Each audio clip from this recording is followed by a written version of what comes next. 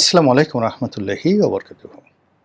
সম্মানিত দর্শক, ডক্টর মোহাম্মদ ইউনূসের জামানায় যে একটি চুক্তি হয়েছিল, আগে এটা গোপন চুক্তি ছিল, এখন এটা প্রকাশ্যে চলে এসেছে। এই চুক্তির যে ধারা উপধারা এবং যেটাকে ট্রেড এগ্রিমেন্ট বলা হচ্ছে বা বাণিজ্য চুক্তি বলা হচ্ছে,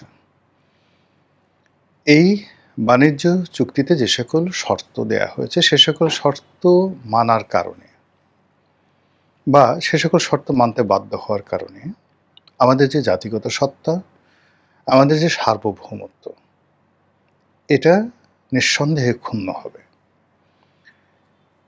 ২ নম্বর হলো যে আমরা মার্কিন যুক্তরাষ্ট্রে গার্মেন্টস এক্সপোর্ট করি। সেই গার্মেন্টস এক্সপোর্ট করে আমরা কয় টাকা লাভ করি, এটা একজন গার্মেন্টস ব্যবসায়ী হিসেবে আমি জানি। আমাদের দেশের গার্মেন্টস ব্যবসাটা একটা মোস্ট আনপ্রেডিক্টেবল বিজনেস। এখানে ৫ বছর টিকে থাকাটা সৌভাগ্যের বিষয়, ১০ বছর ২০ বছর টিকে থাকাটা ব্যতিক্রম। আর এই ট্রেডে সেই শুরু থেকে এ পর্যন্ত সম্মানের সঙ্গে মর্যাদার সঙ্গে টিকে আছেন এইরকম গার্মেন্টস মালিক নেই। ৮০-র দশকে ৯০-র দশকে যারা এই গার্মেন্টস ব্যবসাতে যারা পাইনিয়ার ছিলেন, যেমন ধরুন অপেক্স গ্রুপ, আনিসুর রহমান সিনহা, তার কোম্পানিতে ১,০০,০০০ লোক চাকরি করতেন, দেউলিয়া। মেজর মান্নান, তার আজিম মান্নান গ্রুপ ছিল, পরে সানমান গ্রুপ হলো। মান্নান সাহেব দেউলিয়া। ফজলুল আজিম, হাতিয়ার যে এমপি ছিলেন, one of the biggest garments owner, দেউলিয়া। এভাবে কতজনের নাম বলবো? ১০০ জনের নাম বলতে পারবো, দেশি এবং বিদেশি। বড় বড় কোম্পানিগুলো, যাদের কোম্পানিতে ৫০,০০০-এর উপরে লোক ছিল, ৫ বছর ১০ বছর পর দেউলিয়া হয়ে গেছে। কারণটি কি? এই শ্রমঘন একটি প্রতিষ্ঠান, যে প্রতিষ্ঠানে প্রচুর টার্নওভার হয়, প্রচুর লোক চাকরি করে, কিন্তু দিন শেষে মালিক শ্রমিক কারোর কিছু থাকে না। এবং আমাদের ব্যাংকগুলো, আমাদের রাষ্ট্র এখানে যে পরিমাণ বিনিয়োগ করে, এবং এই বিনিয়োগের একটা বিরাট অংশ আমাদের সাধারণ মানুষের কর থেকে সাবসিডি দেওয়া হয়। আর এই বিনিয়োগ করে আমরা যে এক্সপোর্ট করি গার্মেন্টসে, সেও কেবলমাত্র কর্মসংস্থান হচ্ছে, কিন্তু যে কর্মসংস্থান হচ্ছে, আপনি দেখাশোনা একটা রিক্সা চালালে মাসে ২০,০০০ টাকা ইনকাম করা যায়। এমনকি একটা বুয়া, যে বুয়া ৩ বেলা খাবার দাবার একটা বাসায় থাকে, খায়, সে ১০,০০০ ১২,০০০ টাকা ইনকাম করে বর্তমান জমানাতে, খাওয়ার সহ। হয়রা সেটা গার্মেন্টসে সকাল ৭টার সময় যায়, রাত্রি ১২টা পর্যন্ত ওভারটাইম করে সাকুল্য একটা মানুষ ২০,০০০ টাকা ইনকাম করতে পারে না। ফলে ও, মানে গার্মেন্টসে যিনি ওয়ার্কার, তিনি সকাল থেকে রাত্রি ১২টা পর্যন্ত কাজ করে ১০ বছর ২০ বছর কাজ করে একেবারে শূন্য হাতে ফিরেন, কেবলই মাত্র কৃতদাসের মতো তাকে সারাটা জীবন এই গার্মেন্টসে বন্দী থাকতে হয়। গার্মেন্টসের মালিকরা একই অবস্থা। তারা ইউরোপ আমেরিকার যারা বায়ার, তাদের কাছে এইগুলো বিক্রি করেন, সেলাই করার যে পয়সাটা পান, সেইগুলো মানে খরচ বাদ দিয়ে ১০ থেকে ১৫% উপর নেট প্রফিট করতে পারেন না।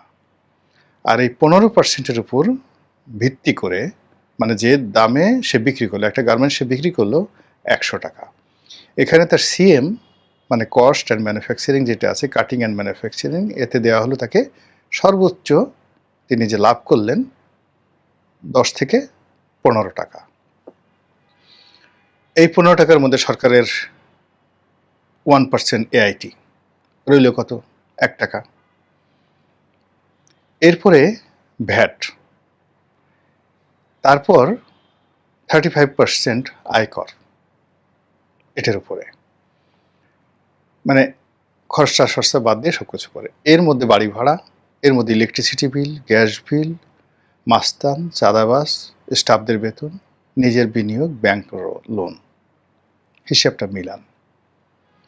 যারা যারা গার্মেন্টস মালিক, প্রায় সবার পরিবার শেষ, ফিনিশড, কিচ্ছু নেই। বাইরে থেকে হয়তো ট্রানজ্যাকশন করে, ব্যাংকে প্রচুর লেনদেন হচ্ছে, একটা ভাবসাব চলে আসে, আসার পর একটা বড় গাড়ি কিনে, একটা বাড়ি কিনে, ব্যাংকে ৩০০ কোটি টাকা, ৩,০০০ কোটি টাকা, ৩০,০০০ কোটি টাকা লোন আছে, হয়তো সে বাড়ি গাড়ি কিনে হয়তো 10-12 কোটি টাকা সে খরচ করে, 20-25 কোটি টাকা খরচ করে। মানুষ মনে করে অনেক টাকা, কিন্তু গাং হয়ে গেছে ব্যাংকে। এই হলো ব্যবসার চিত্র। সেই ব্যবসা যদি আমরা বন্ধ করে দেই, সরকার যদি বন্ধ করে দেয় যে আমাদের বাংলাদেশে আমরা এখন আর কোনো গার্মেন্টস এক্সপোর্ট করব না, যা কিছু করব নিজেদের জন্য, এবং বিদেশ থেকে যারা আসবে তারা বাংলাদেশে এসে নগদ টাকা দিয়ে এখান থেকে কিনে নিতে হবে মাল, ফিনিশড, জাস্ট চীনের মতো। চীনের আপনি গুয়াংজুতে যান, সেখানে গিয়ে যে আমরা মালামাল কিনি, ফিনিশড প্রোডাক্ট সেখান থেকে, মার্কেট থেকে আমাদেরকে কিনে আনতে হয়। তা আমাদের গার্মেন্টস তৈরি হবে, বঙ্গবাজারে থাকবে, বিভিন্ন মার্কেটে থাকবে, গুলিস্তানে, সেখান থেকে বিদেশিরা এসে ক্যাশ ট্রেডারদের কাছ থেকে কিনে নিয়ে যাবে, আর গার্মেন্টসগুলো লোকাল করবে। তাহলে এখন যা আছে তার চেয়ে অন্তত 10% to 20% তাদের সার্ভাইভাল ক্ষমতা বেড়ে যাবে। কিন্তু এখন আমরা যেভাবে বিদেশি বায়ারদের কাছে জিম্মি হচ্ছি, একটা এলসি পাওয়ার পর প্রায় 100% আমাদের ব্যাংক এবং আমরা নিজেরা বিনিয়োগ করি। হঠাৎ করে দেখা গেল একটা বোতামে সমস্যা, বা বায়ার ফাজলাম করে বলল যে ডিসকাউন্ট দাও, বলে পুরো এলসিটা ক্যান্সেল হয়ে গেল। বছরে, 2 বছর, 3 বছর, এমনকি 5 বছরে যদি এরকম একটা শিপমেন্ট ক্যান্সেল হয়ে যায়, ওই গার্মেন্টস আর দাঁড়াতে পারে না। এবং অহরহ এই ঘটনাগুলো ঘটছে, এবং সেই কাজগুলো আমেরিকান বায়াররা বেশি করে। এবং আমেরিকান বায়ারদের মধ্যে আবার যারা জিউস, মানে ইহুদি বায়ার আছে, ও হারামজাদারা সবচেয়ে বেশি খারাপ কাজ করে, এত খারাপ কাজ করে। তো সেই দেশে এক্সপোর্ট হচ্ছে, এবং আমরা বাংলাদেশে ধরেন $10 বিলিয়ন এক্সপোর্ট করছি। এই $10 বিলিয়ন উপরে কিন্তু তারা এখন 20% বা 19% তারা ট্যাক্স নিচ্ছে। তাহলে $10 বিলিয়ন যদি 20% আপনি ট্যাক্স ধরেন, তাহলে $2 বিলিয়ন। এই $2 বিলিয়ন তারা এই বাংলাদেশ থেকে যে আমরা এক্সপোর্ট করে ওরা কিন্তু আয় করে নিচ্ছে। আর আমরা এই $10 বিলিয়ন এক্সপোর্ট করার জন্য আমাদের সরকারকে অ্যাটলিস্ট ইলেকট্রিসিটি, অন্যান্য পোর্ট, কাস্টমস, এগুলো তো কোনো ট্যাক্স লাগে না, এই বাবদ অন্ততপক্ষে বছরে আমরা $2 বিলিয়ন সাবসিডিজ দিই। তো এই $2 বিলিয়ন আমেরিকার যারা সাধারণ মানুষ তারা নিয়ে নিচ্ছে, এবং আমেরিকার সরকার নিচ্ছে $2 বিলিয়ন। ফলে আমরা $10 বিলিয়ন এক্সপোর্ট করি, কিন্তু আমেরিকা লাভ করে $4 বিলিয়ন। সেই ব্যবসাটা টিকিয়ে রাখার জন্য আমরা এই আমেরিকার সাথে যে চুক্তি করেছি, গোলামির চুক্তি, সেই চুক্তির জন্য তাদের কাছে বিমান কিনতে হবে, তাদের কৃষি পণ্য আনতে হবে, তাদের সেনাবাহিনী যে সকল আর্মস ফেলে দেয়, রাস্তায় যেগুলো ফেলে দেয়, সেগুলো আমাদেরকে উচ্চ মূল্যে কিনে আনতে হবে, চীনের চেয়ে বেশি মূল্য দিয়ে, অস্ত্রগুলো বাড়ি ইত্যাদি ইত্যাদি সব কিছু। এই চুক্তি ডক্টর মোহাম্মদ ইউনূস করে গেছে। আর পররাষ্ট্রমন্ত্রী বলছে যে এই চুক্তি করার জন্য মানে আমেরিকার যে চাপ, এই চাপ ছিল তো অবশ্যই, কিন্তু ইউনূস সাহেব বা ইউনূস সাহেব সরকার, তারেক রহমান, জামাতের আমির বা বিএনপি বা জামাত, এনসিপি, এদের সবার সাথে আলাপ আলোচনা করে তারপর শেষে এই চুক্তি করা হয়েছে। বোঝার চেষ্টা করেন যে কি পরিমাণ এখানে ডিপ স্টেট কাজ করেছে, ক্ষমতা রেজিম চেঞ্জ করে এবং ক্ষমতা আসার জন্য, থাকার জন্য। মানে এগুলোর কি ভাষায় এগুলো বর্ণনা করব? জবান সংযুক্ত রাখাটা, ক্রোধ সংযত রাখাটা, হৃদয়কে, এই যে কথা বলছে, বিশ্বাস করেন হৃদয়ের মধ্যে ধুক ধুক ধুক ধুক করছে। আমি এই দেশের মানুষ, আমার 14 গোষ্ঠী এই দেশে, আমার জন্ম হয়েছে, আমার বাপ দাদা 14 জেনারেশন, তাদের কবর এই দেশে। আমরা কখনো ওই কোনো বিদেশ থেকে, কোথাও থেকে আমরা আসিনি।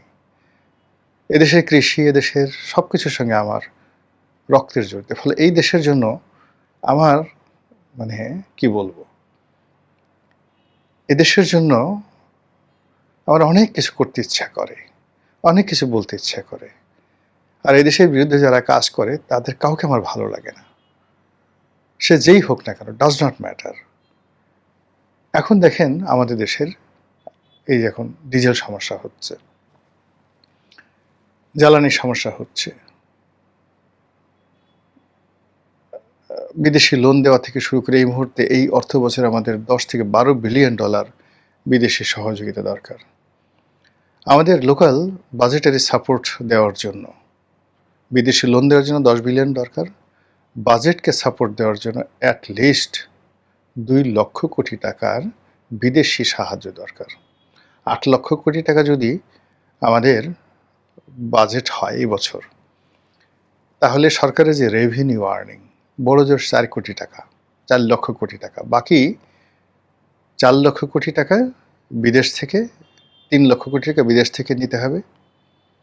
আর 1 লক্ষ কোটি টাকা সর্বোচ্চ আমাদের বাংলাদেশ থেকে নিতে পারবো আমরা। কিন্তু ইতিমধ্যে নোট ছাপানো হয়ে গেছে 20,000 কোটি টাকা, আর 1,26,000 না কত হাজার কোটি টাকা ব্যাংক থেকে লোন নিছে এই 2 মাসে।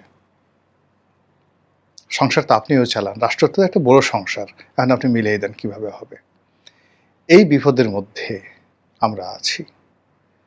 এখন একটা টাকা মানে কি? একটা টাকা এক মুঠো ভাত, মানে 7 দিন না খাওয়া একজন মানুষের কাছে এক মুঠো ভাত যেভাবে মূল্যবান, তেমনি এখন একটা টাকা বাংলাদেশের সরকারের কাছে মূল্যবান। এই সময় এখন আমাদেরকে আমেরিকা থেকে বিমান কিনতেই হবে। বিমান প্রতিমন্ত্রীর কথা শুনলাম যে 15টা বিমান আমেরিকা থেকে কিনতে হবে, যার মূল্য প্রায় 40,000 কোটি টাকা। আর সেই চুক্তিটিকে বাদ দেওয়া যায় না।